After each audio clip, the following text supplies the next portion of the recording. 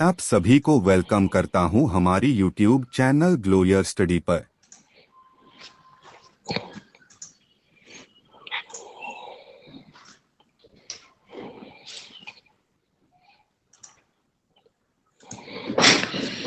नमस्कार दोस्तों, नमस्कार, गुड आफ्टरनून, वेलकम। नमस्कार प्यारे बच्चों, गुड आफ्टरनून, वेलकम। सब लोग कैसे हैं आप? बेटा एक बार सब बच्चे कंफर्म कर दीजिए, क्या आप सब लोगों तक मेरी आवाज ठीक से आ रही है? आप सब लोग सुन पा रहे हैं? सब ऑडियो वीडियो फाइन चल रहा है बच्चों? भाई मैं बिल्कुल एकदम बेहतरीन, एकदम शानदार, एकदम सुपर। तो दोस्तों कल की क्लास में टॉपिक आप सबने पूरा कर लिया था, नंबर सीरीज। और आज हम पढ़ने वाले हैं दोस्तों बेहद आवश्यक टॉपिक, जिसका नाम है अल्फाबेट टेस्ट, वर्णमाला परीक्षण। एक बात पर बड़ा ध्यान देना कि केवल आज की जो क्लास अपनी हो रही है बेटा, आज तारीख 29 नवंबर को जो हम पढ़ रहे हैं, ये क्लास बच्चों अपनी अनअकैडमी प्लस पर तो आप पढ़ ही रहे हैं, साथ साथ में बच्चों ये अपनी सेम टू सेम यही क्लास है यूट्यूब पर भी फ्री में स्ट्रीम हो रही है।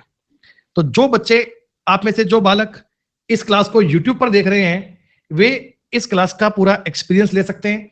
वे जान सकते हैं कि अनअकैडमी प्लस पर क्लास चलने का फॉर्मेट किस प्रकार में होता है, कैसे आप कमेंट कर सकते हैं, कैसे क्लास चलती है, कैसे कंटेंट आपके विजिबल होते हैं, कैसे आपके डाउट लिए जाते हैं। ये सारी बातें आप लोग बेटा देख पाएंगे। तो आप इस क्लास को एज ए पेड कोर्स मान के पूरा पढ़ सकते हैं। आज हम अल्फाबेट टेस्ट टॉपिक के बारे में कंप्लीट जानकारियां समझने का प्रयास करेंगे। तो सब बच्चे बेटा बताओ एक बार, पेन कॉपी लेकर तैयार है? सब बच्चे पढ़ने को रेडी हैं? ठीक है जी। तो प्यारे बच्चों कल की क्लास में ना आपने एक टॉपिक किया था नंबर सीरीज। कल हमने नंबर सीरीज पे आपके सारे डाउट भी लिए थे और बहुत सारे क्वेश्चंस आपने डाउट में पूछे और हमने उनका बताया समाधान। आज बच्चों टॉपिक करने वाले हैं, इस टॉपिक का नाम है अल्फाबेट टेस्ट, जिसे बोलते हैं वर्णमाला परीक्षण। बच्चों वर्णमाला परीक्षण का क्या मतलब है? सीधी सी बात है बच्चों, आप कह सकते हैं सर ए से लेकर जेड तक की जो अल्फाबेट है इसी की जानकारी है। देखिए अपना जो रीजनिंग का सिलेबस है, जो रीजनिंग आप एसएससी के एग्जाम में देखते हैं, चाहे आप बात करें बच्चों सीजीएल की, चाहे बात करें सीपीओ की, चाहे बात करें सीएचएसएल की, हर एक एग्जाम में इस अल्फाबेट टेस्ट टॉपिक का बहुत ज्यादा वेटेज है। मतलब ये टॉपिक बच्चों आपके सामने बहुत एक्सीलेंट लेवल पे काम आता है। सर ये इतना काम आ रहा है, देखो आपको मैं बता रहा हूं कि एक टॉपिक तो अपने आप में है अल्फाबेट टेस्ट, जिसके सवाल आप आज लोग पढ़ोगे। इसके साथ साथ बच्चों आगे अपना एक टॉपिक आएगा जिसका नाम होगा लेटर सीरीज। यकीनन लेटर सीरीज पढ़ने के लिए भी यही टॉपिक आपके लिए यूजफुल होगा।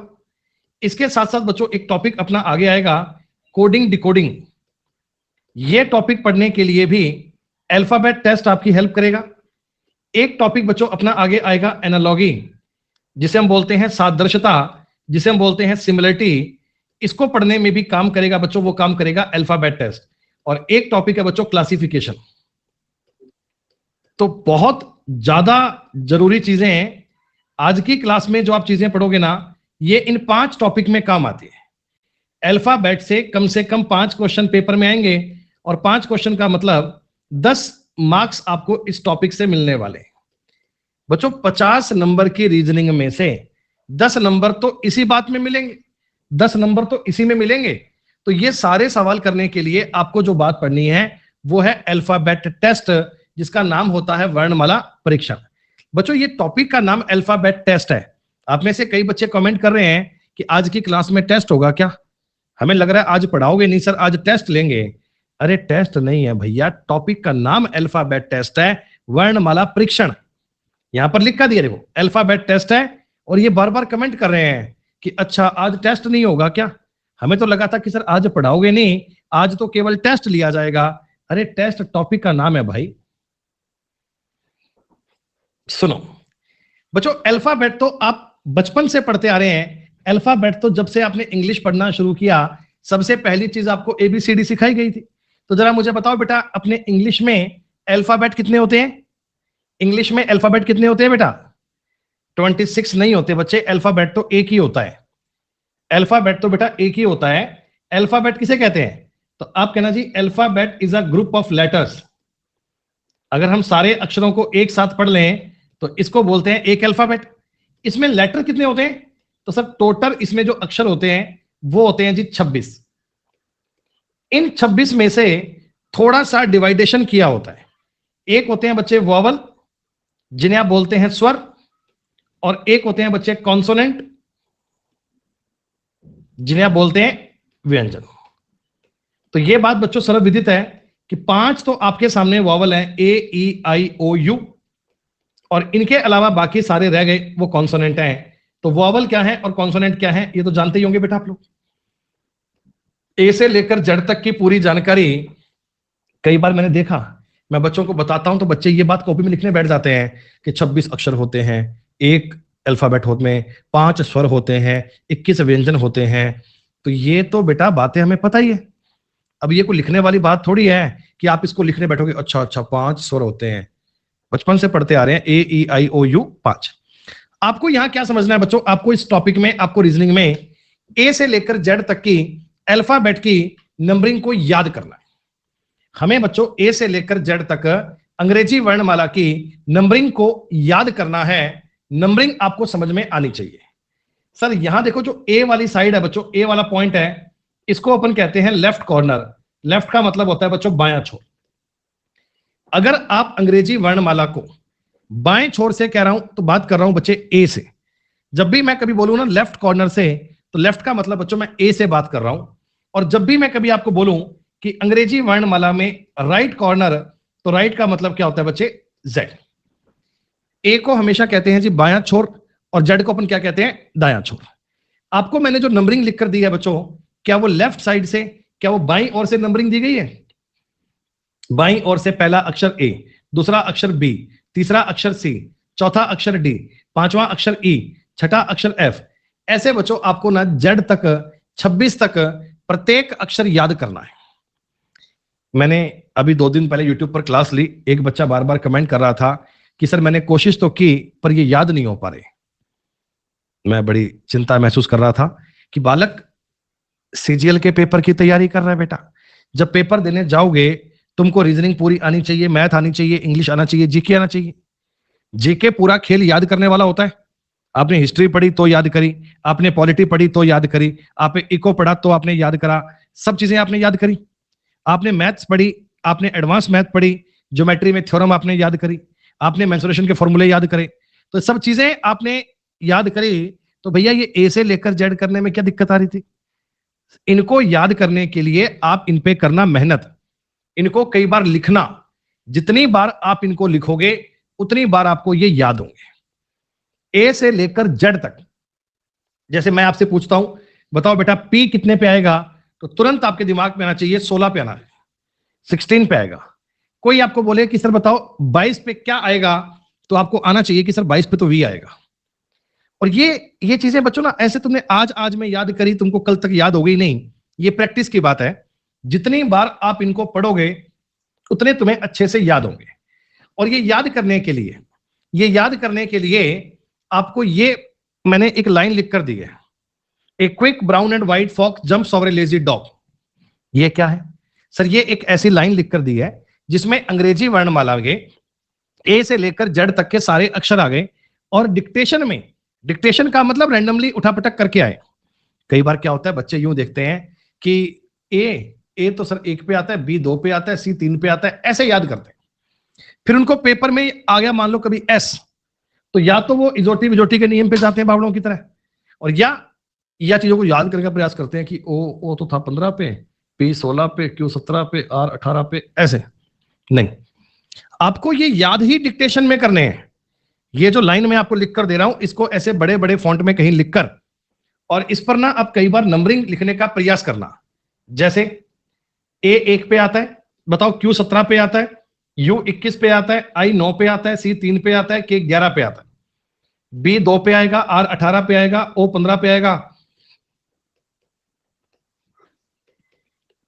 4 पे आएगा, ये 23 पे आएगा, ये 8 पे आएगा, ये 9 पे आएगा, ये 20 पे आएगा, और ये 5 पे आएगा।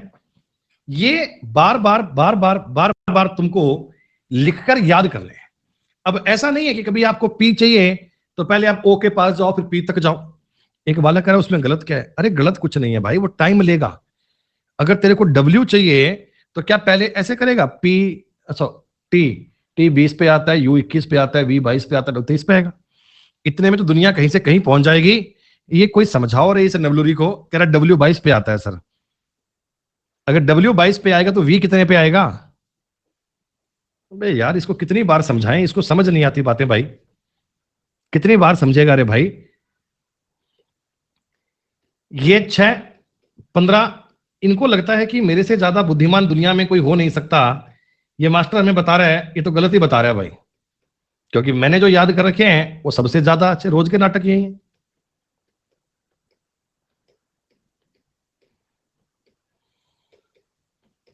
सुन लो, ये देखो आपको ना इसी का यूज करना है, ऐसा कोई आवश्यक नहीं है। ये तो मैं आपको सिर्फ एक एग्जांपल दे रहा हूं कि अल्फाबेट में आप अगर शब्दों को, अक्षरों को, वर्ड्स को बार बार रैंडमली प्रैक्टिस करोगे तो इनको बहुत अच्छे से याद कर पाओगे, तो इनके बारे में चीजें बहुत अच्छे से कवर कर पाओगे। आपको ये 100% ना समझ के चलना है कि कौन सा अक्षर कितने पे आता है। तो मैं अभी तक जो पॉइंट आपको बता रहा था, क्या वो पॉइंट आपको समझ में आया कि अंग्रेजी वर्णमाला की नंबरिंग आपको लेफ्ट से राइट प्रॉपर याद करनी है। इसमें कोई शंका, डाउट, विचार मन में रहना नहीं चाहिए। इसमें कोई बात आपके मन में नहीं रहनी चाहिए कि मेरे को ये याद नहीं हो पाया, मेरे को दिक्कत है, मेरे को समस्या है। ए से लेकर जेड तक याद करना कोई मुश्किल काम नहीं है। आप 2, 4, 5, 7 बार लिखोगे तो आपको ये वाली बात याद हो जाएगी। ठीक, आगे बढ़ते हैं। सर नंबरिंग जितनी इंपॉर्टेंट आपके लिए लेफ्ट साइड से है ना, उतनी ही इंपॉर्टेंट आपके लिए राइट साइड से भी होती है, उतनी ही आवश्यक आपके लिए राइट साइड से भी होती है। राइट से क्यों? आगे आगे जब आप सिलेबस में आगे बढ़ोगे बच्चे, तो अपना एक बड़ा ही इंपॉर्टेंट टॉपिक आएगा, नाम आएगा कोडिंग डिकोडिंग। नाम आएगा जी कोडिंग डिकोडिंग। और ये कोडिंग डिकोडिंग एक ऐसा टॉपिक है जिसमें राइट साइड से नंबरिंग बहुत आवश्यक काम आती है। अब राइट से आपने कहा जी जेड आ रहा है 1 पे, वाई आ रहा है 2 पे, एक्स आ रहा है 3 पे, डब्ल्यू आ रहा है 4 पे और वी आ रहा है 5 पे। ऐसे सर इनकी नंबरिंग राइट साइड से काम आती है। अब देखो आपने कहा जी लेफ्ट से याद करें सर राइट से याद करें, ये तो हमें कंफ्यूजन की बात हो रही है। आप एक बात समझो, आप कोई भी अक्षर को देख लो जो तुम्हें अच्छा लगे, जिस पर तुम्हारा मन करे। बच्चों 17 और 10 कितने होंगे? 27। 18 और 9 कितने होंगे? 27। 19 और 8 कितने होंगे? 27। 8 और 19 और 8 कितने होंगे? 27। 11 और 16 कितने आएंगे? 27। 14 और 13 कितने आएंगे? 27। 6 और 21 कितने आएंगे? 27। 2 और 25 कितने आएंगे? 27। हर एक अक्षर को आप अगर लेफ्ट और राइट से ऐड करके देखते हो, अगर आप इन अक्षरों को लेफ्ट और राइट से जोड़कर देखते हो, तो इनका जोड़ बच्चों बनता है कितना? 27। यानी कि हमें अगर मान लो किसी अक्षर की नंबरिंग राइट साइड से चाहिए, तो हमें काम कर सकते हैं क्या कि 27 माइनस लेफ्ट। अगर आपको लेफ्ट साइड से नंबरिंग याद हो जाती है, तो राइट साइड से याद करना तो बेहद आसान है। तो राइट साइड से तो आपके लिए याद करना क्या है? बहुत ही आसान है। हमने आपको जो अभी अभी देखो पॉइंट बताया था। अब राइट से नंबरिंग कैसे याद करेंगे? तो आपने कहा देखो मैं इनकी राइट से नंबरिंग लिखूं। बच्चों बताओ, ए राइट से 26 पे आएगा क्या? क्यों सर? क्योंकि लेफ्ट और राइट का जोड़ कितना आ रहा है? 27। लेफ्ट से 17 तो राइट से कितना? 10। 21 और 6 27। 18 और 9 27। 24 और 3 27। 16 और 11 27। 25 and 2 27। 18 and 9 27। 15 and 12 27। ये 4 और ये 13 ऐसे। ये लाइन तो केवल ABCD की बात लिखने के लिए थी। मेजर बात यह है कि आपको लेफ्ट और राइट की नंबरिंग का जोड़ कितना बन रहा है? 27। आप तो लेफ्ट साइड से आप अपनी नंबरिंग को याद कर लो। लेफ्ट साइड से अपनी नंबरिंग को याद कर लो, राइट साइड से ऑटोमेटिकली हो जाएगी। और प्यारे बच्चों, कंपटीशन एग्जाम की तैयारी करने के लिए इतनी कॉमन सेंस की बात तो आपको आनी चाहिए, इसमें तो कोई डाउट नहीं होना चाहिए। Left plus right is equal to 27। तो राइट साइड से नंबरिंग क्या आएगी? 27 माइनस लेफ्ट। सर देखो जो अक्षर लिखे हैं ये मैंने एग्जाम्पल के लिए लिख कर दिए हैं। जैसे आर बताओ, आर लेफ्ट साइड से अगर 18 पे आ रहा है, तो राइट साइड से 9 पे आएगा क्या बच्चों? आपको 18 और 9 दोनों याद करने हैं।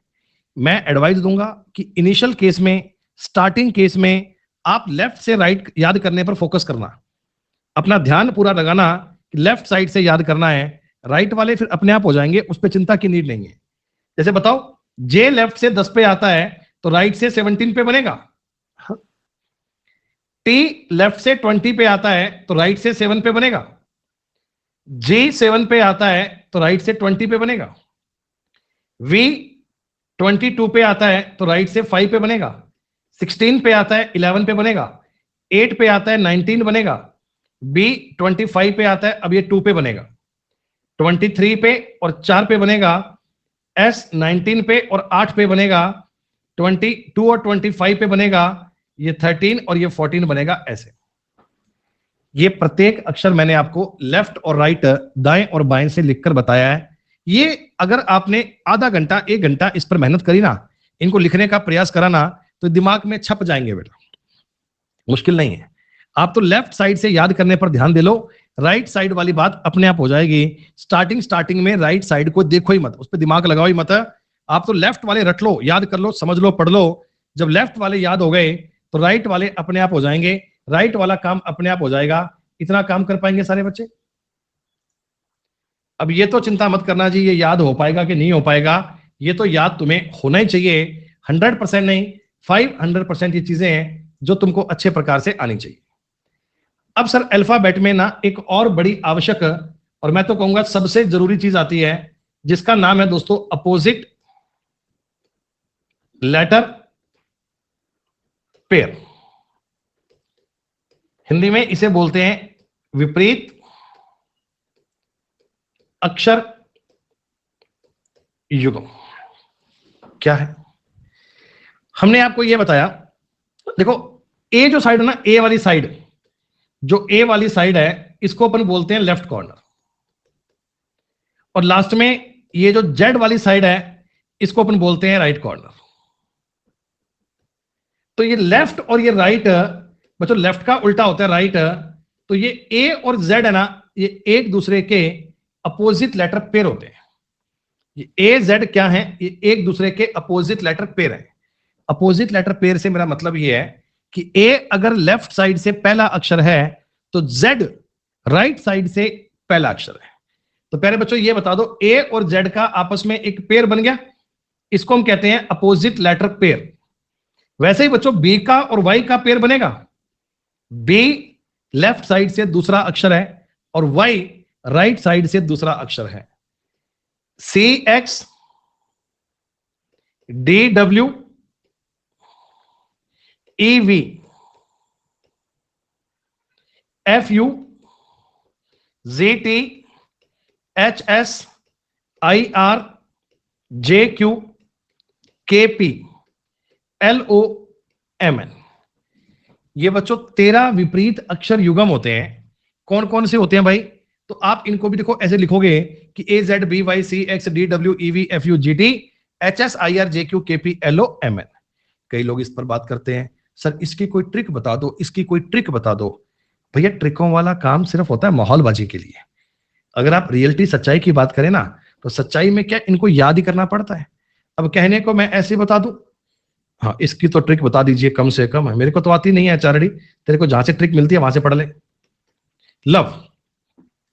अब कहने को आप कह दो जी एल और ओ का पेयर है, वी और ई का पेयर है। ऐसे ही लोग कहते हैं जी Indian railway international relations I R कर दो सर। कोई कहता है जी दूध वाला, तो डी डब्ल्यू कर दो सर जी। कोई आपको ये कहता है जी हाई स्कूल एच एस। कोई कहता है हाई स्पीड, कोई कहता है हनी सिंह, एच एस याद कर लो। कोई कह रहा है जी जीटी, जीटी रोड है, जीटी याद कर लो। कुछ भी, ये आप अपनी मर्जी से चीजों को बना रहे हो।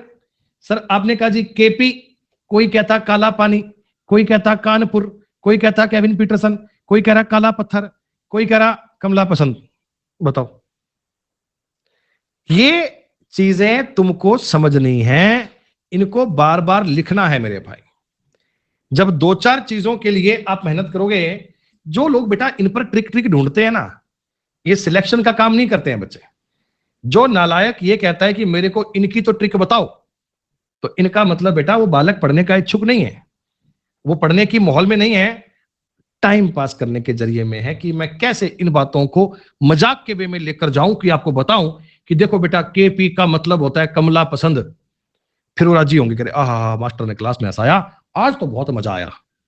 सिलेक्शन नहीं, सिलेक्शन तो छोड़ो, नहीं हो रहा, पर मजा बहुत आ रहा है जिंदगी में, क्लास लेने में मजा बहुत आ रहा है भाई। नौकरी नहीं, नौकरी नौकरी की तो बात नहीं करते हैं, लेकिन मजा जीवन में पूरा आ रहा है। ऐसा थोड़ी होना चाहिए। हम तो ये कह रहे हैं चाहे तपस्या करनी पड़े, जिस काम के लिए पढ़ रहे हो वो काम पूरा होना चाहिए, रिजल्ट सरकारी नौकरी के रूप में मिलना चाहिए। क्लास में डांट लगे डपट लगे जो जैसा भी हो, फाइनल रिजल्ट आना चाहिए वो सरकारी नौकरी का आना चाहिए।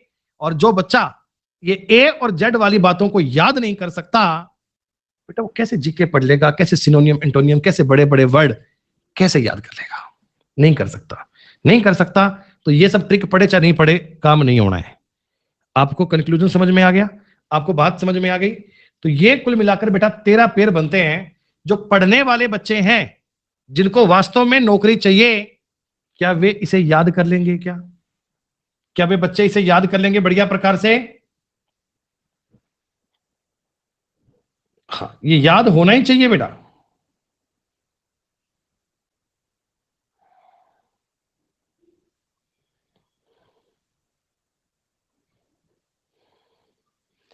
इस बात में कोई वो अपना संशय नहीं है भी शायद याद होगा, शायद याद नहीं होगा, कोशिश करेंगे हो गया, तो ऐसा नहीं है बेटा। ये 100% हमें याद रहना चाहिए। तो बताओ बेटा, अल्फाबेट में याद करने के लायक कितनी चीजें हैं? अल्फाबेट में याद करने के लायक कितनी चीजें हैं? 3। एक तो आपको मैंने ये बताया है कि अंग्रेजी वर्णमाला की जो नंबरिंग है वो आप लेफ्ट से राइट साइड में याद करोगे। एक मैंने आपको बताया है कि अंग्रेजी वर्णमाला की नंबरिंग आप राइट से लेफ्ट में याद करोगे। ये याद करने के लिए बच्चों सबसे आवश्यक चीज क्या है? तुमको याद रहना चाहिए कि लेफ्ट और राइट का जोड़ कितना है? 27। और तीसरी बात बच्चों आपको समझनी है, वो है अपोजिट लेटर पेयर। हिंदी बोलते हैं विपरीत अक्षर युगम। इतनी बात सबको समझ में आ गई? इतनी बात सबको क्लियर है? और ये बातें मतलब याद हो जानी चाहिए। अब इनमें कोई डाउट आपके मन में नहीं आना चाहिए। चलिए अब एक सवाल देखते हैं बच्चों। आज की क्लास का पहला सवाल आपके सामने है। मैं ये चाहूंगा कि आप में से कोई बालक मुझे इस सवाल का उत्तर ना दे। मैं आपसे इसके उत्तर की अपेक्षा नहीं रखता हूं, सिर्फ एक पढ़ने वाली बात है, इसको पढ़ो। देखो आपको ना कई बार इस प्रकार के सवाल पेपर में मिलते हैं कि which of the following will be 7th to the right of 8th letter from the left and in an English alphabetical series. निम्नलिखित अंग्रेजी वर्णमाला में बाईं ओर से 8वें अक्षर के दाईं और 7वां अक्षर क्या होगा? बच्चों आपको अल्फाबेट तो पता ही है, वर्णमाला तो पता ही है। अब वर्णमाला में जो बाईं ओर है, लेफ्ट एंड है बच्चों। लेफ्ट एंड मतलब ए, लेफ्ट एंड मतलब ए से बात कर रहा है ऐसे। तो यूं कह रहा है जी, बाईं ओर से 8वें अक्षर के राइट साइड में 7वां। तो पहले मुझे बताओ, बाईं ओर से 8वां अक्षर बच्चों एच आएगा क्या? अरे बाईं ओर से 8वां अक्षर क्या बनेगा? एच। हाँ, और देखिए अगर मैं एच पे खड़ा होके इस साइड चलूंगा तो राइट चलूंगा, और इधर को चलूंगा तो लेफ्ट चलूंगा वापस। मैंने आपको पूछा था कि बाईं ओर से 8वें अक्षर के दाईं और 7वां, बच्चों इसके दाएं 7वां और करना है। 1 2 3 4 5 6 7, क्या बन गया? ओ। तो ये आपको कहानी समझ में आई कि अंग्रेजी वर्णमाला में बाईं छोर से 8वें अक्षर के दाईं और 7वां क्या होगा? ओ। लेकिन ये सब करने में सर जी पेपर में ऐसा थोड़ी लिखकर कर पाएंगे अपन। हमें ऐसा लिखकर नहीं करना है। देखो ये तो मैंने अल्फाबेट बना के आपको बताया है कि भाई साहब बाईं ओर से 8वां अक्षर, ये तो मैंने आपको लिखकर दिया है कि बाईं ओर से 8वां अक्षर एच और इसके दाईं और 7वां अक्षर ओ। तो आपके इस सवाल का उत्तर तो ओ आना चाहिए, पर सर पेपर में तो एबीसीडी लिखी तो नहीं आएगी, और ना ही हम एबीसीडी लिखते फिरेंगे। हमें क्या चाहिए? हमें चाहिए मेथड। और मेथड क्या कह रहा है हमसे? मेथड कह रहा है जी लेफ्ट और राइट, यानी बायां और दायां आए तो ऐड करना है। राइट और लेफ्ट आए, यानी राइट और लेफ्ट मतलब दायां और बायां आए तो भी ऐड करना है। लेफ्ट लेफ्ट का मतलब माइनस, राइट राइट का मतलब माइनस।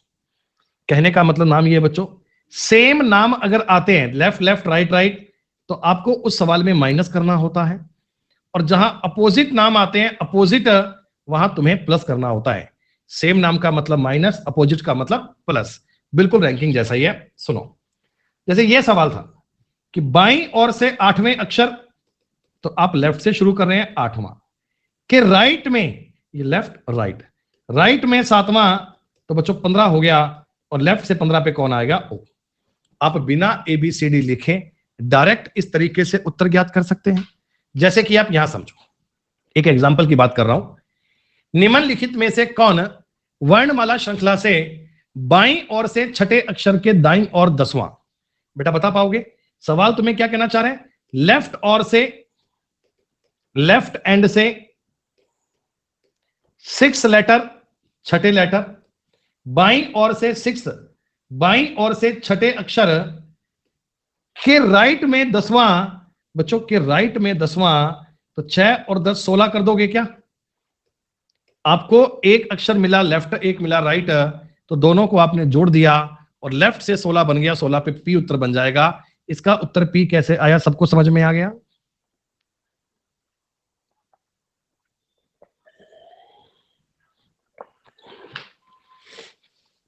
जैसे एक और समझो, कौन सा अक्षर बाईं ओर से लेफ्ट एंड से, ये मैंने लिखा है लेफ्ट एंड से 16th अक्षर, 16 अक्षर के बाईं और 9वां, बेटा ये भी बाएं ये भी बाएं, तो 16 में से 9 घटाओगे 7, और 7 पे क्या बन जाएगा जी? 7 पे क्या बन जाएगा जी? सीधी सी बात है। आपको एक एक बात क्लियर हो गई? आपको सवाल कह रहा है जी लेफ्ट साइड से 16वें अक्षर के लेफ्ट में 9वां, तो 16 में से 9 घटाओगे 7, और 7 पे जानकारी क्या बनेगी? 7 पे जानकारी क्या बनेगी? आप लोगों को चेक करना आना चाहिए।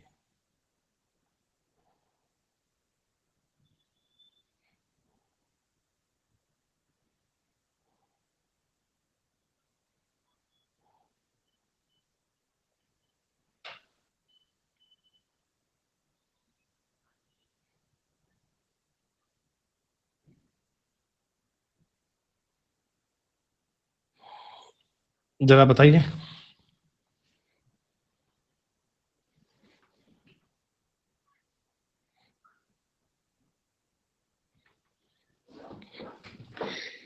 सवाल कह रहा है जी राइट साइड से 8वें अक्षर के बाईं और 12वां क्या होगा? तो सवाल का उत्तर आना चाहिए जी। कई लोगों ने आप में से गलत कर दिया। क्यों कर दिया? कि आपने जल्दबाजी के चक्कर में पूरा सवाल पढ़ने की जहमत नहीं उठाई। आप मुझे एक बात बताओ, अंग्रेजी वर्णमाला में दाईं ओर से 8वें अक्षर स्टार्ट कहां से कर रहा है? राइट से। राइट से स्टार्ट कर रहा है, राइट से 8 के लेफ्ट में 12, राइट और लेफ्ट का मतलब प्लस करना है 20। कुल मिला के बच्चों आप राइट साइड से 20 करना चाह रहे हैं, और मेरे दोस्तों राइट साइड से 20 पे जो आएगा, क्या वो लेफ्ट साइड से 7 पे आएगा? और क्या वो जी होगा? क्या टी? उत्तर देने वालों, मैं बार बार कह रहा हूं, ये राइट साइड से 20 कह रहा है, ये लेफ्ट साइड से 7 कह रहा था, तो आपको ये चेक करना है लैंग्वेज में कि ये स्टार्ट कहां से करवा रहा है। तो अगर ये राइट एंड से स्टार्ट करवा रहा है, तो इस बात को पढ़ना जरूरी है। इनिशियल पहला पॉइंट क्या दिया हुआ है? ये दिया हुआ है जी राइट एंड। अल्फाबेट में जो बात स्टार्ट करनी है ना, वो दाएं छोर से करनी है, राइट एंड से करनी है। विच of the following will B 6 to the right of 15th letter from right end? देखिए राइट एंड से कौन सा करना है आपको? राइट एंड से 15, राइट एंड से करना है आपको 15 के राइट में 6, के राइट में 6, इसमें से 6 घटाओगे तो कितना आ गया? 9। इसमें से 15वें अक्षर के दाएं छठा, तो आपने कहा जी 9, पर 9 पे उत्तर F नहीं कह सकते, 9 पे आपके सवाल का उत्तर बनना चाहिए क्या? R। R कैसे आएगा? क्योंकि मैं राइट साइड से बच्चों दाईं ओर से बात कर रहा हूं, दाईं ओर से। जो दाईं ओर से 9 पे है ना, वो बाईं ओर से 18 पे आएगा, और 18 और 9 का जोड़ 27, पता है ना? R आना चाहिए।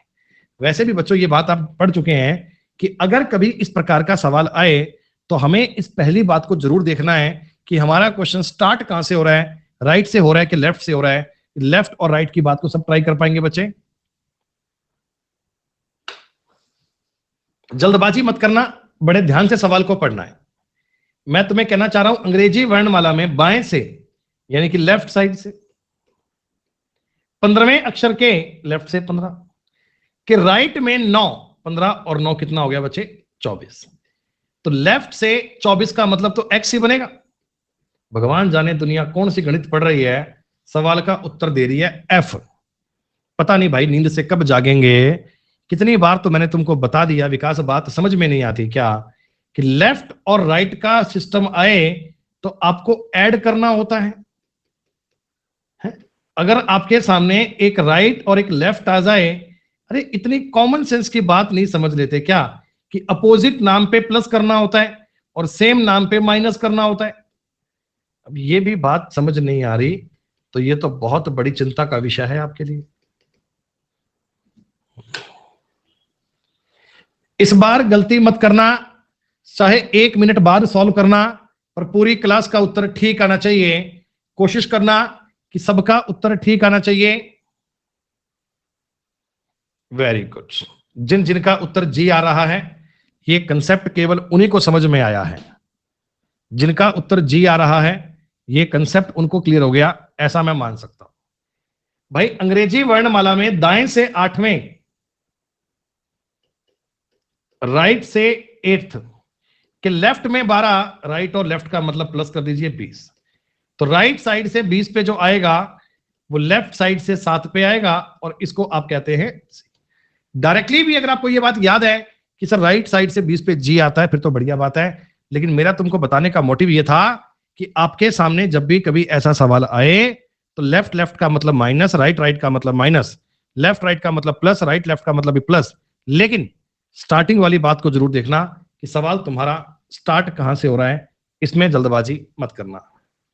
देखते हैं कितने बच्चे आप में से मुझे इस सवाल का उत्तर ठीक प्रकार से दे पाते हैं। सबका ही उत्तर यू आ जाएगा क्या? बहुत बढ़िया बात है। इसका मतलब ये कहानी तुमने समझ ली। राइट और लेफ्ट में आज के बाद तो कंफ्यूजन नहीं होगा। सर राइट से 18 माइनस 12 तो राइट से 6, राइट से 6 पे क्या आता है? क्यू। खत्म। एक आखिरी सवाल इस टाइप का बता दीजिए मुझे। बाएं से 18वें अक्षर के बाएं 7वां क्या होगा?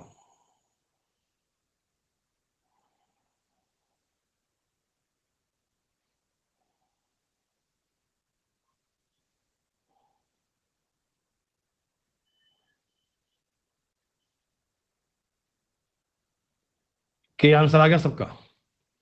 आपने कहा जी लेफ्ट लेफ्ट की बात कर रहा है, कोई दिक्कत नहीं है। ये आ गया लेफ्ट से 18 में से 7 घटाओगे 11, तो लेफ्ट से 11 का मतलब उत्तर क्या बनना चाहिए? के।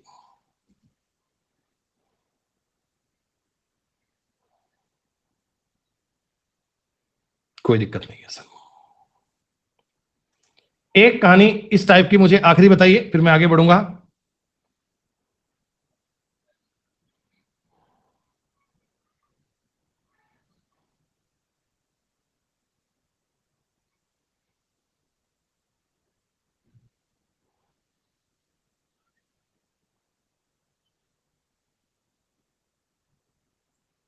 आंसर सबका आ गया?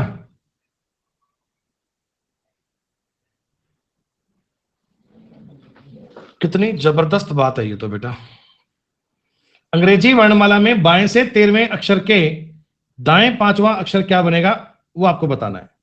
तो आप कह सकते हो क्या, लेफ्ट से 13 के राइट में 5, 18 और क्या बनना चाहिए? R. R is the correct answer, R is the right answer. Left और राइट में किसी भी प्रकार का कंफ्यूजन अब नहीं होगा बेटा। अब तो क्लियर हो गई बात सारी।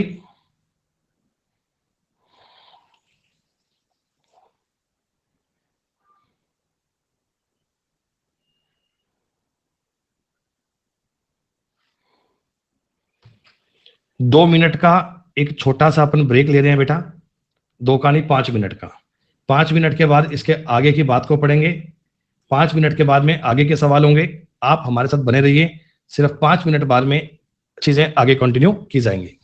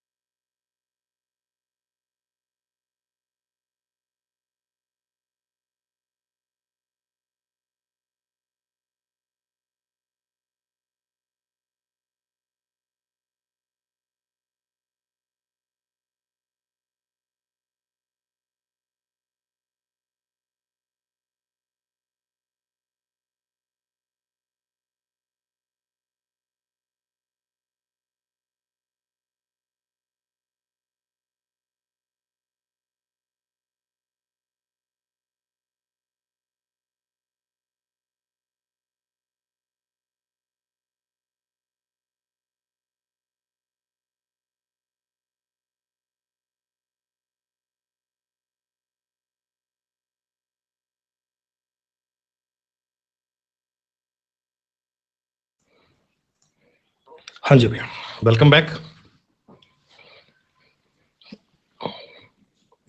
दोस्तों इसके बाद अब कैटेगरी नई पढ़ते हैं और कुछ नई बातों के बारे में चर्चा करते हैं।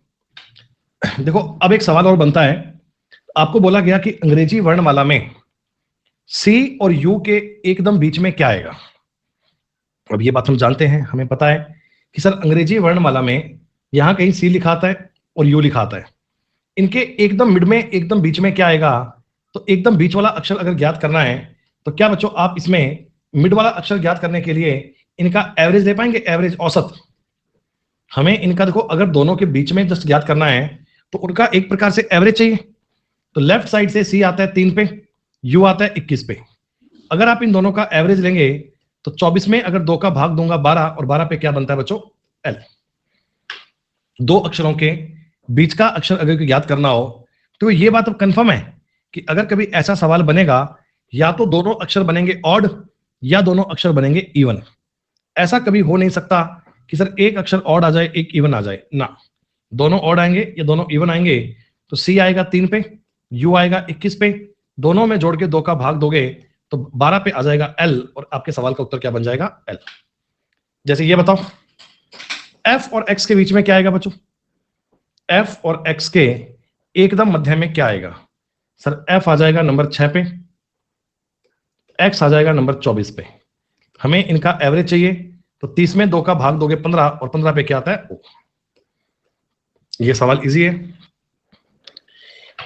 अब दोस्तों अगली बात आती है पेयर फॉर्मेशन। ये पेयर फॉर्मेशन के सवाल एसएससी में कम आते हैं, रेलवे में इस प्रकार के सवाल अक्सर पाए जाते हैं। पेयर का मतलब होता है बच्चे युग्म। देखो इसका सवाल तुम्हें समझाऊंगा पूरा, एक सवाल जब पढ़ोगे हो सकता है बात कम समझ में आए, उस पर 2-3 एग्जाम्पल पढ़ेंगे तो और बात समझ में आएगी। तो आपसे निवेदन है कि जब मैं आपको 1 नंबर सवाल बताऊं तो बीच में आंसर देने की जल्दी मत करना, आप सिर्फ बात को समझना। 2-3 जब एग्जाम्पल हो जाएंगे तब अपन बात करेंगे कि आपको क्लियर हुआ कि नहीं हुआ, समझ में आया कि नहीं आया। तो एक बार के लिए आप मेरे सवाल की लैंग्वेज क्या है वो समझना। आपको एक वर्ड दिया गया बच्चों, इंस्ट्रक्शन। क्या बोला गया, INSTRUCTION शब्द है।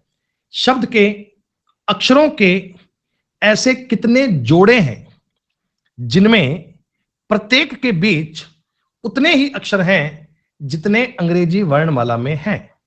How many such pairs of letters are there in the word instruction, each of which has as many letter between them as in the English alphabet. पहली बात समझो, इस बात का मतलब क्या है, इस बात का मीनिंग क्या है। तो पहले बच्चों अपन बात करते हैं मीनिंग पे। आप लोग अंग्रेजी वर्णमाला जानते हैं, मैंने देखो ऊपर यहां लिख कर दे दिया, ए से लेकर जेड तक की पूरी आपकी इंग्लिश अल्फाबेट है, लिख कर दे दी। ये अपना वर्ड है बच्चों इंस्ट्रक्शन, जो सवाल में पूछा गया। प्रत्येक अक्षर की नंबरिंग भी आप जानते हैं कौन कितने पे आता है। फिलहाल मेरे सामने एक बार बात को सुनिएगा बच्चों, आप ये जानते हैं एस और टी, जैसे मान लो अंग्रेजी वर्णमाला में एस और टी के बीच में एक भी अक्षर नहीं होता। देखो ये रही सामने अंग्रेजी अल्फाबेट, उसमें भी आपको पता है ना कि सर एस और टी के बीच में कोई नहीं होता, यहां भी एस और टी के बीच में कोई नहीं है। कहने का मतलब वही है कि बीच में उतने ही अक्षर जितने अंग्रेजी वर्णमाला में, बीच में as many letter as in the English alphabet, बीच में उतने ही अक्षर चाहिए जितने अंग्रेजी वर्णमाला में होते हैं। तो आपके सामने एस और टी के बीच में उतने ही अक्षर हैं जितने अंग्रेजी वर्णमाला में। सर ऐसा पेयर देखो आपको ओ और एन का दिख रहा है, सर ओ और एन के बीच में देखो यहां भी कोई नहीं है और वहां भी कोई नहीं है, तो ऐसे तुम्हें पेयर ढूंढने। अब देखो जब ये सवाल मिलेगा तो इसके ऑप्शंस कुछ ऐसे मिलेंगे, 2 3 4 5 ऐसे मिलेंगे। भाई ऐसा तो होता नहीं है कि ऑप्शन यूं आ जाए कि एक ऑप्शन आ जाए 2, एक ऑप्शन आ जाए 20, एक ऑप्शन आ जाए 40, ऐसे तो मिलेंगे नहीं। ऑप्शन तो मिलेंगे,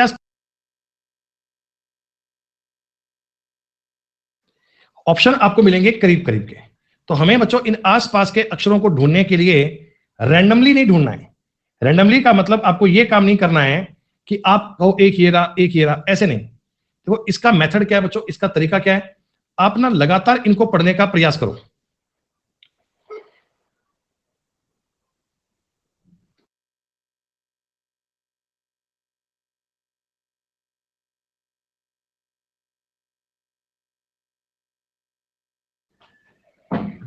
ये ले जाओगे सर, ये क्या है? हाँ ले चलो।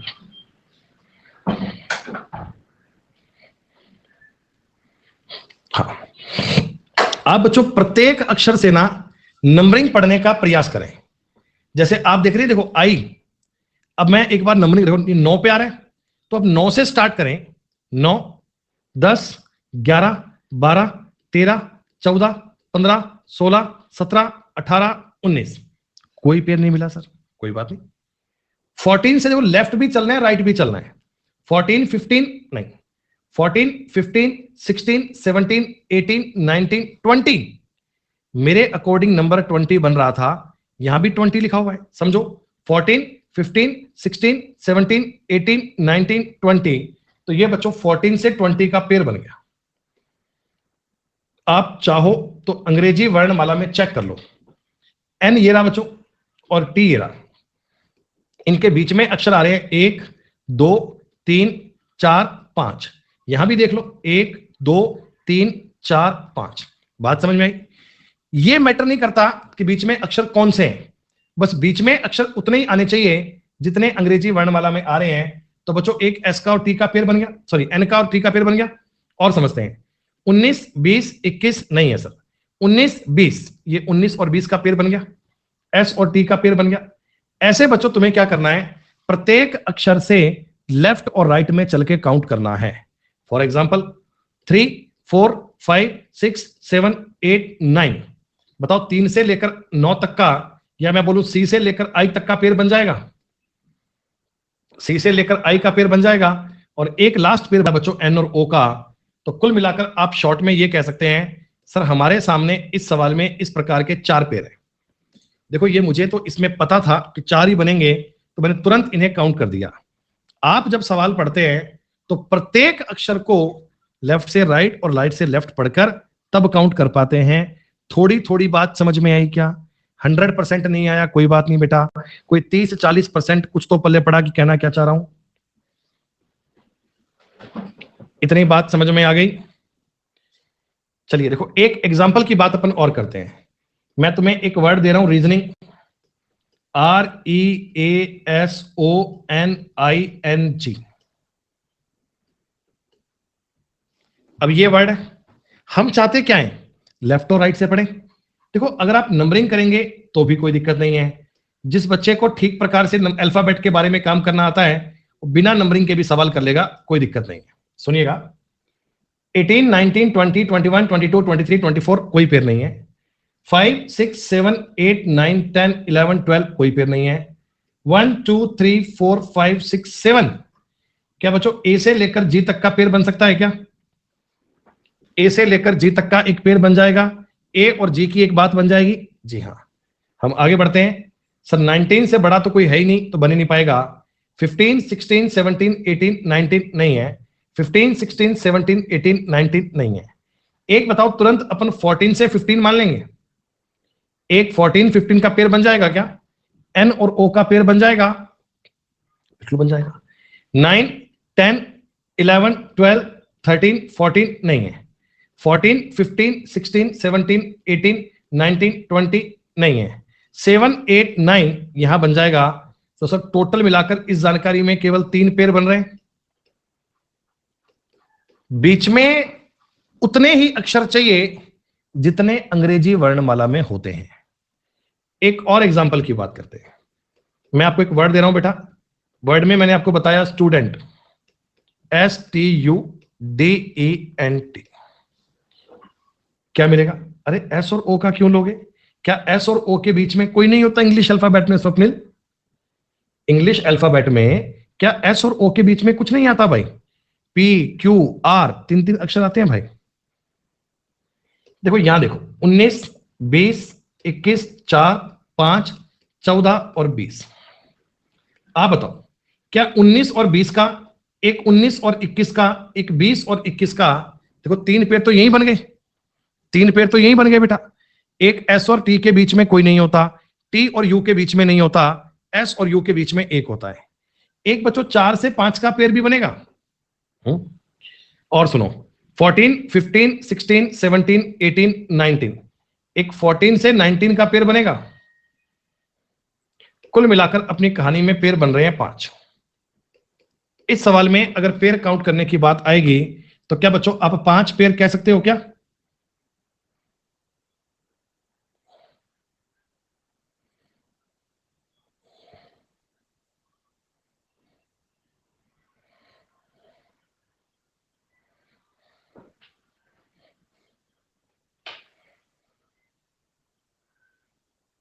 हाँ हाँ, अल्फाबेट पे भी काउंट कर सकते हैं। अरे गुड्डू भैया क्या हो गया तुम्हें? है कह रहा एन और टी क्यों नहीं करा आपने? अरे काउंट करके देखना भाई, एन और टी के बीच में कितने अक्षर होते हैं? भाई काउंट करके देख, एन और टी के बीच में कितने अक्षर होते हैं? यहां तो एन और टी के बीच में एक भी नहीं है, तो एन और टी का भला पेयर कैसे बनाओगे? एक वर्ड में आपको दे रहा हूं, आप टाइम लीजिए 1 मिनट का, कोई जल्दबाजी नहीं है। देखो तुक्के मत मारना, 1 मिनट का टाइम लो और बड़े आराम से ट्राई करो और देखो क्या बात बन रही है क्या।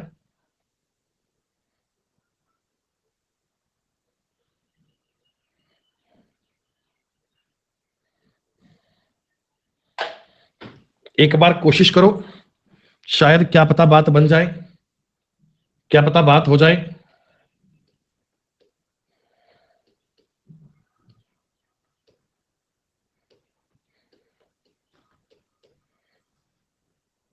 तीन पेयर बनेंगे, 12, 1, 14, 7, 21, 9 और ये 19 और 8। एक बालक कह रहा है 4 बनेंगे, अरे वाह। 12, 13, 14, एक तो बच्चे 12 से लेकर 14 तक का पेयर बनेगा। एक 7, 8, 9 ये भी पेयर बनेगा। एक थोड़ी बात को और समझें, एक थोड़ी बात को और समझें। अगर मैं इसमें आपको ये बताऊं, देखो 1, 2, 3, 4, 5, 6, 7 नहीं बना सर, 7, 8, 9 मैंने कर ही लिया। 19, 20 और 21, देखो एक 19 से 21 का भी पेयर हो रहा है, तो टोटल कितने 3 पेयर हो गए क्या? एक भी पेयर आपने ड्रॉप कर दिया तो भैया 2.5 नंबर का नुकसान हो गया। एक भी पेयर तुमने ज्यादा कर दिया तो भैया दिक्कत हो गई। हमें एग्जैक्ट मतलब एग्जैक्ट, ना तो एक भी पेयर कम होना चाहिए ना एक भी पेयर ज्यादा, दोनों पेयर अगर बराबर आएंगे तभी बात बन सकती है। पूरा लिखकर सवाल करोगे तो गलती होने की संभावना नहीं होगी, आप उत्तर सटीक प्रकार से ज्ञात कर पाओगे। अरे सारे बच्चे बताओ ये बात क्लियर हुई क्या?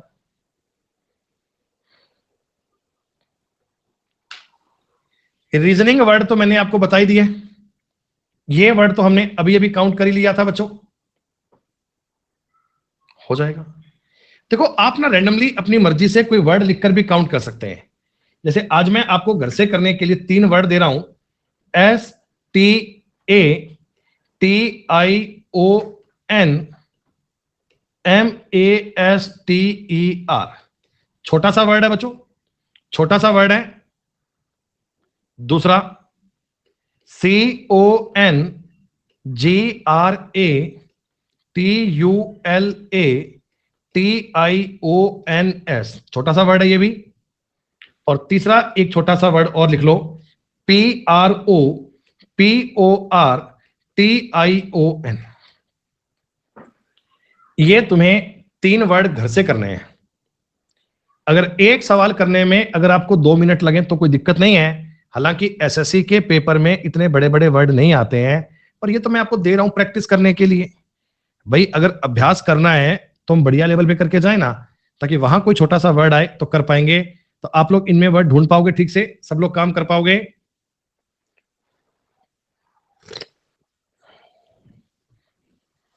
बच्चों इनके आंसर तुम्हें कल बताऊं कि आज ही बताऊं?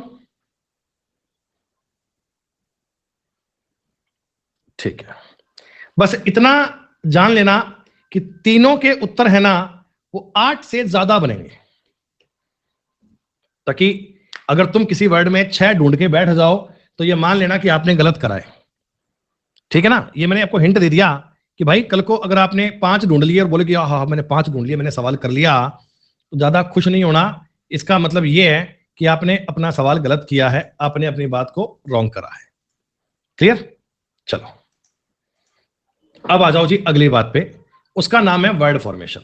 देखो मैंने पहले भी बताया आपको कि अल्फाबेट टॉपिक बहुत आसान है, अल्फाबेट टॉपिक बहुत इजी है, तो इसमें ज्यादा प्रकार के सवाल नहीं बनते हैं, लिमिटेड वैरायटी बनती है और लिमिटेड टाइप के सवाल बनेंगे। वर्ड फॉर्मेशन का मतलब क्या होता है बच्चे? ये बहुत ही इजी टाइप बनता है। पिछले 2-3 साल से इन सवालों का यूज करना बंद सा कर दिया, या मान लो बहुत कम कर दिया।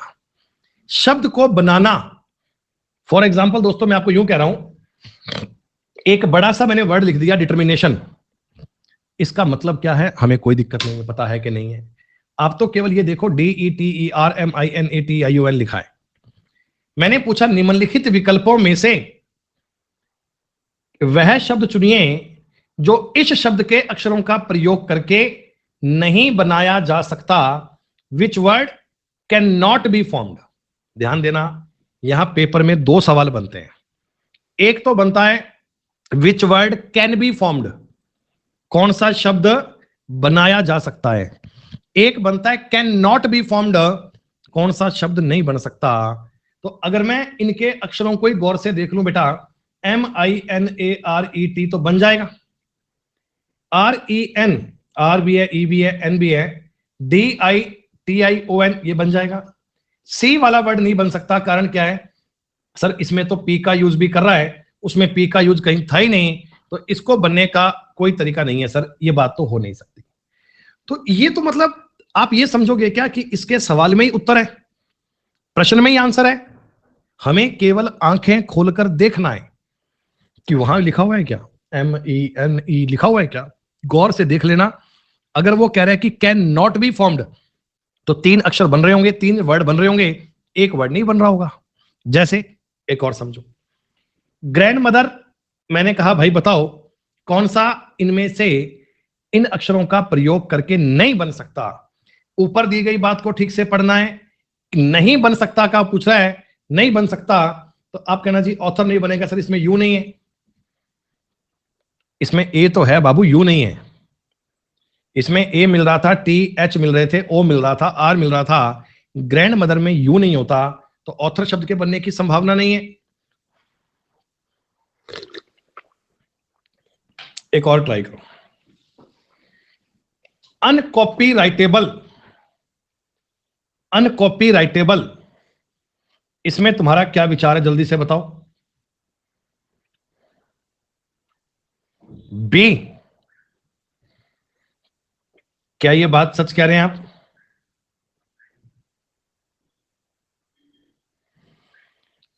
अच्छा, तुम्हें बी आने का कारण पता है कि सर अनकॉपीराइटेबल में कहीं भी ई नहीं है, तो बस ये वर्ड नहीं बन सकता सर।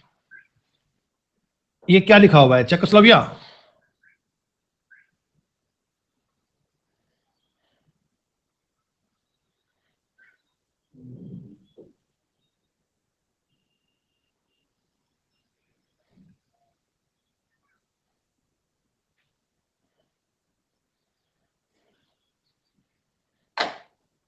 इसमें आर तो कहीं आया ही नहीं, बाकी वर्ड तो कभी मिल भी जाएंगे। अरे इसमें क्या हो गया, हाँ तो ई कह रहे ना, इसमें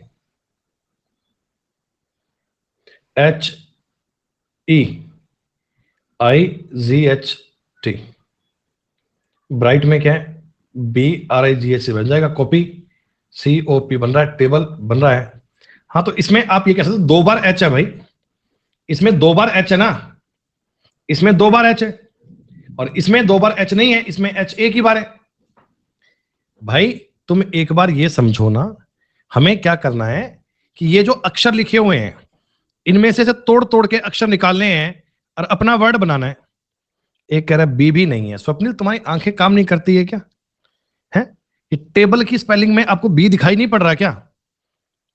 हर क्वेश्चन पे गलती करोगे क्या? ठेका ले रखा है क्या सवाल गलत करने का? जो भी सवाल बताएंगे इसमें तो बी भी नहीं है। अरे बी भी नहीं होता नालायक, तो ए भी नहीं बन सकता था, डी भी नहीं बन सकता था। भाई मैं बार बार एक ही बात कह रहा हूं, ये क्वेश्चन के अंदर ही आंसर है, ठीक से देखना पड़ता है। अब देखने वाला काम भी नहीं करेगा भाई, फिर तो मतलब बात का इलाज ही नहीं है मेरे पास। आपको जो ये वर्ड दिया गया, इसको ध्यान से देखकर ट्राई करना है कि कौन सा शब्द बन सकता है और कौन सा शब्द नहीं बन सकता। सर फर्स्ट तो इनमें बन जाएगा, फर्स्ट वर्ड में फर्स्ट ही लिखा है। मैग्नेट बन सकता है क्या? नहीं। सर मैग्नेट में ई का इस्तेमाल किया गया, तो ई शब्द के बनने का तो कोई चांस ही नहीं है, ये वर्ड नहीं बन सकता। आपको बच्चा लगता है कि इस प्रकार के सवाल में बहुत क्रिटिकल फॉर्मूला है, कोई बहुत बड़ी बात हो गई है? इस कैटेगरी के सवालों में कोई बहुत कॉम्प्लेक्स फॉर्मूला समझ में नहीं आ रहा हमारे, तो इतना टफ फॉर्मूला कैसे पढ़ेंगे हैं? कई लोग होंगे आप में से जो ये सवाल गलत करेंगे और बोलेंगे कि सर ये तो बहुत मुश्किल सवाल है, ओहो दिमाग खराब हो गया है। अच्छा इसका बताओ उत्तर क्या बनेगा, इसका बताइए। कई लोग कह रहे हैं ए, कई कह रहे हैं डी, कई कह रहे हैं बी। मैं कह रहा हूं एक बार ऊपर दिया गया शब्द तो पढ़ लेना, एक बार ऊपर दी गई जानकारी पढ़ लेना बच्चे, इसको तो पढ़ना पेपर में जरूरी है ना। इस बार मैंने ये नहीं बोला कि कौन सा वर्ड नहीं बन सकता, मैंने पूछा है कौन सा शब्द बन जाएगा, विच कैन बी फॉर्म्ड। तो आपने कहा जी AMMUNICTION, ये वाला वर्ड बन जाएगा, ये वर्ड बन जाएगा। आपने कहा मॉनिटर, सर मॉनिटर में तो आर आ गया, कंट्री में भी आर आ गया, UNIF इसमें है ही नहीं, ये तीन नहीं बन सकते। सर अगर कोई बनने की संभावना है तो केवल फर्स्ट वाला ही बनेगा, और तो कोई बन नहीं सकता सर। अगर इसके शब्दों को तोड़ के बनाना हो तो यही बन सकता है। तो दोनों प्रकार की बात समझ में आ गई। एक सवाल तो क्या बनेगा, कैन बी फॉर्म्ड, और एक बनेगा कांट बी फॉर्म्ड या कैन नॉट बी फॉर्म्ड। दो अलग अलग सवाल है ये। अब पेपर में कौन सा आए, दोनों का फॉर्मेट तो एक जैसा होगा, ऊपर दी गई बात को पढ़कर चेक कर पाओगे सवाल ये तो नॉट वाला है। चलो इसका आंसर और दीजिए।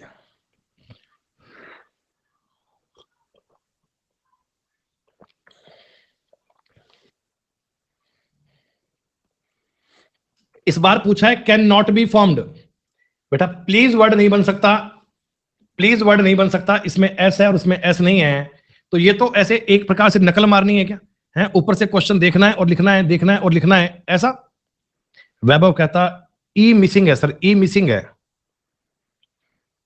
वैभव जैसे ही बेटा क्लास पूरी हो आज की, तुरंत एक बढ़िया आसपास कोई ऑप्टोमोलॉजिस्ट होंगे, आंखों के डॉक्टर होंगे, उनसे कंसल्ट करना, एक बार उनसे बात करना, एक बार उनको बोलना कि यार पता नहीं ऐसा कुछ आइज में प्रॉब्लम हो रही 2-3 दिन से कि ना इसमें मेरे को ई दिखाई नहीं पड़ रहा।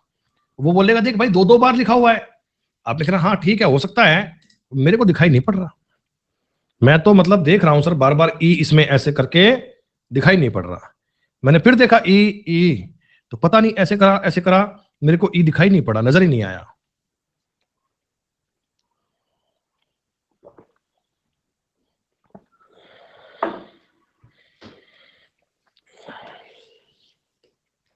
वर्ड फॉर्मेशन कैसे बनता है बच्चों, ये तो आपने कर लिया, इसमें तो कोई मसला ही नहीं है। सवाल बनेगा कैन नॉट या कैन बी कर लोगे। एक बच्चों इसके अलावा ना कभी कभार रेलवे के पेपर में तो मोस्टली आता है, एसएससी में कभी कभार बात बोल देता है जी मीनिंगफुल वर्ड, इसका मतलब होता है अर्थपूर्ण शब्द। बच्चों ये वो होते हैं कि जिसका कोई इंग्लिश में मतलब निकल कर आता है, मतलब जो एक ऑथेंटिक वैलिड स्पेलिंग होती है, जिसका कोई शब्द निकल कर मतलब निकल के आता है। जैसे देखो मैंने एक वर्ड लिख दिया ARC, CAR, RAC, वैसे लिख दिया रैंडमली। तो बताओ ARC, आर का मतलब चाप, एक चाप होता है क्या ये? कार बच्चों एक प्रकार का व्हीकल, एक प्रकार का वाहन, ये कार होती है। ये RAC का मतलब क्या होता है? RAC का मीनिंग क्या होता है बच्चे? RAC केवल इतना ही लिखा है, क्या बताओ ये मीनिंगफुल वर्ड है क्या? अब ये मीनिंगफुल वर्ड है कि नहीं है, इसका मतलब बच्चों आप ये बता दो, इसके लिए तुम्हारी इंग्लिश की वोकैब काम आ रही है? नहीं, एक्चुअल में ये मीनिंगफुल वर्ड नहीं है बच्चों, ये कोई अर्थपूर्ण नहीं है, पर मैं सिर्फ इतना कह रहा हूं कि तुम्हें इनका मतलब पता होता। ये इंग्लिश में आपको देखना है वोकैब से बात आ रही है कि नहीं आ रही। अब आपने कहा जी एक वर्ड है जी टॉप, है कोई मतलब? बिल्कुल है। POT पॉट है सर, लेकिन मैं OTP कहता हूं, OTP तो ओटीपी कोई वर्ड थोड़ी है, ये तो आप यूज करते हो, one time password, short use करते हो, पर ओटीपी कोई मीनिंगफुल वर्ड नहीं है। ऐसे तुम्हें मैं कह रहा हूं बच्चे, अगर तुम्हारे सामने ऐसा सवाल दे, आपको बोले कि एक प्रश्न में अक्षर का एक समूह दिया हुआ है जिनको 1 2 3 4 5 नंबर दिए गए हैं, इनसे एक सार्थक, सार्थक का मतलब होता है मीनिंगफुल वर्ड, बनाया गया और वो चेक करना है। ETCKOP, अगर थोड़ी सी आपकी वोकैब पे कमांड ठीक ठाक है तो आप इनको देखकर ट्राई कर पाएंगे क्या कि सर इनसे वर्ड बनेगा पॉकेट। पॉकेट का मतलब पहले तुमने रखा 6, फिर 5, फिर 3, फिर 4, फिर 1 और फिर 2, तो 6 5 3 4 1 2, सवाल का उत्तर क्या बनेगा? सी। लेकिन सर जी ये सवाल करने के लिए हम ऑप्शन की हेल्प ले सकते हैं? हाँ ले सकते हो बेटा, हालांकि उसमें थोड़ा तुम्हारा टाइम जाया होगा, तुम्हारा टाइम वेस्ट होगा, लेकिन उत्तर तो आ जाएगा। डायरेक्ट करोगे सबसे बढ़िया बात है। अगर देखो मैं ऑप्शन से करके बताऊं तो 4 का मतलब के ETCOP, कैट कॉप, ये कोई मीनिंगफुल वर्ड नहीं है ना, ये कोई मीनिंगफुल वर्ड नहीं है, तो ये उत्तर नहीं है। ऐसे इसको बनाओगे तो इससे POCKET आएगा और ये क्या होगा? Meaningful word. तो मीनिंगफुल वर्ड की अगर कभी बात आती है तो ये क्वेश्चन जितना रीजनिंग का है उतना इंग्लिश का भी बन जाता है। जी रीजनिंग तो काम आ ही रही है और साथ में इंग्लिश भी काम आ रही है। बच्चों इसमें बताओ क्या बन रहा है?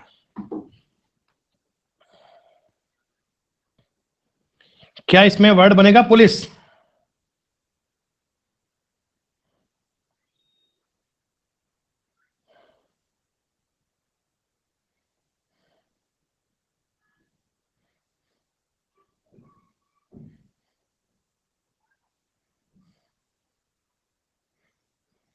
जी हाँ, चोर पुलिस की जानकारी बन रही है, एकदम ठीक बता रहे हैं आप लोग बेटा।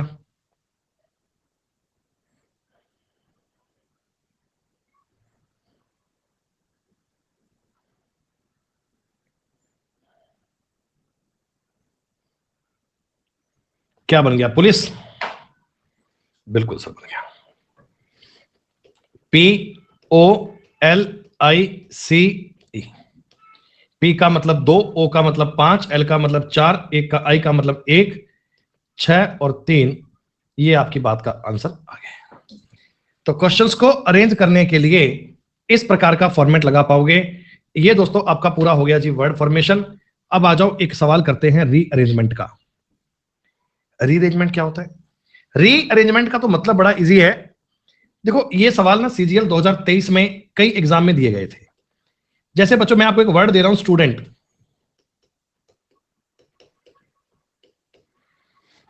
स्टूडेंट। अब इसमें ये बताने की नीड नहीं है, आपको पता है कुछ वॉवल है कुछ कॉन्सोनेंट है।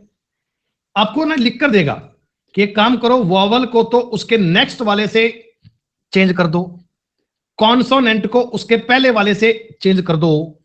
फिर बताओ, मतलब कुछ ऐसी बात बोलेगा। तो आप बताओ कॉन्सोनेंट में पहले वाले से करना है तो बच्चों S की जगह पे R आ जाएगा और T की जगह पे S आ जाएगा, D की जगह पे C आ जाएगा, N की जगह पे M और T की जगह पे S आ जाएगा। वॉवल को उसके नेक्स्ट वाले से तो U की जगह पे V और E की जगह पे F।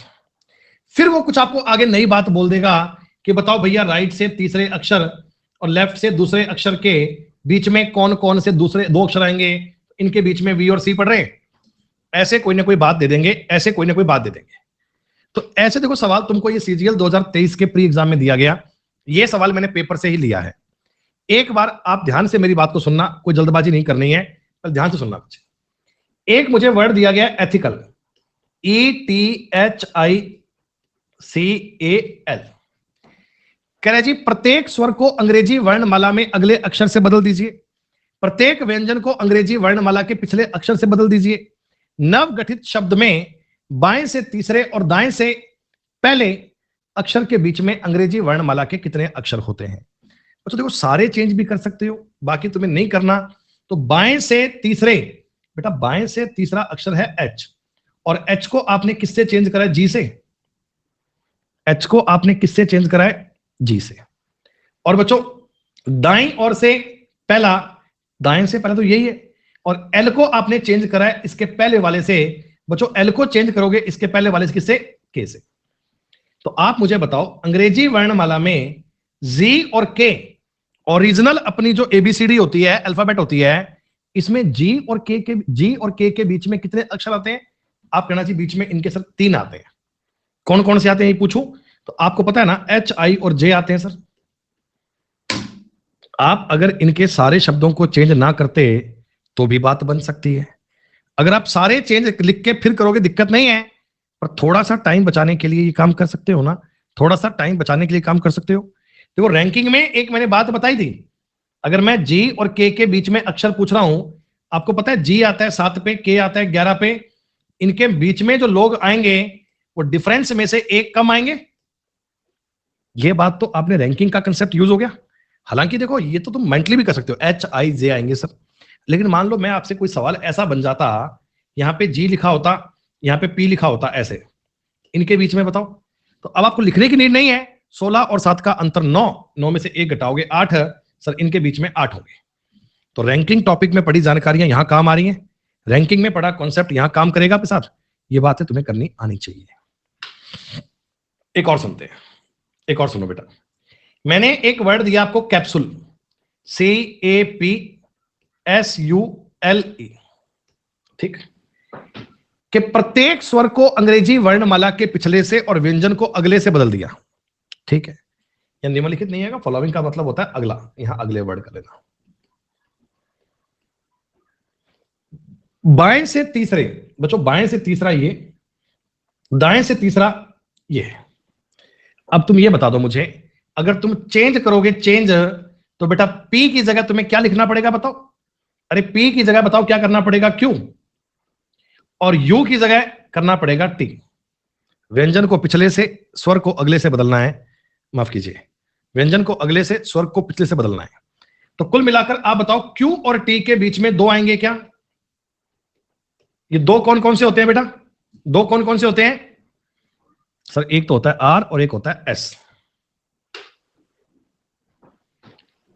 एक सवाल और देखते हैं,